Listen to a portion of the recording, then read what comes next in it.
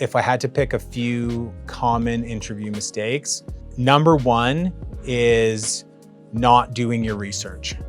So when people come in for an interview and they obviously haven't even looked at our website or looked at our social media and don't really understand what we do as a company or as a brand, that's a massive red flag.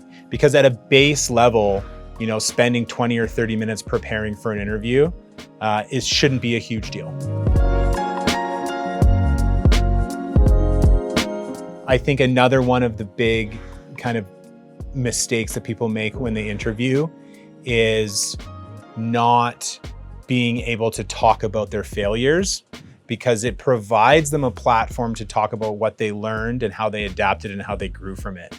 So if you're in an interview and somebody's asking you what's your biggest failure or biggest challenge you've overcome, and you can't think of something massive, then for me, it kind of indicates that they're not super self-aware, because we all make mistakes. I made a bunch of mistakes today.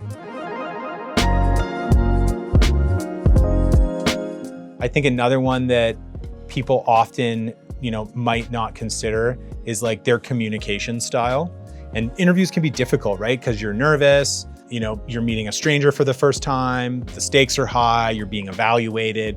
It can be kind of awkward. And so, it's not an easy thing to do, but finding a way to kind of regulate the communication style and not coming across as too nervous or not coming across as like over the top excited and confident and I'm gonna smash this no matter what. That's really difficult. So I don't know, how to do it, but that's something that I would say I've seen people that have like almost no energy because they're so closed off, and then people that are just way too much in your face. And so it's about finding that balance. I interviewed somebody for operations, installations, warehousing, back of shop, tech, service. So we interviewed somebody to be on the logistics team, and really nice person, like really nice guy.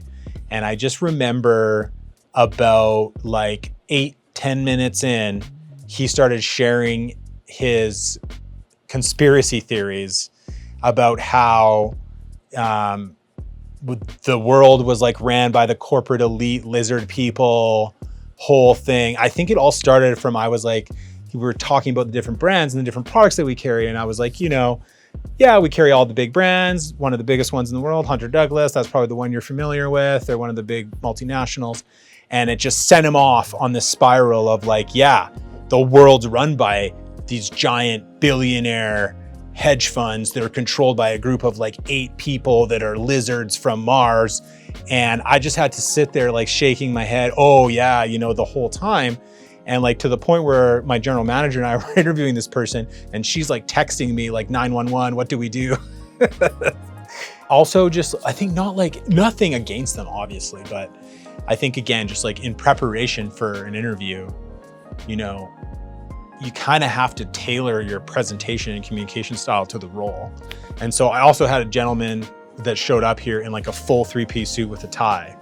And I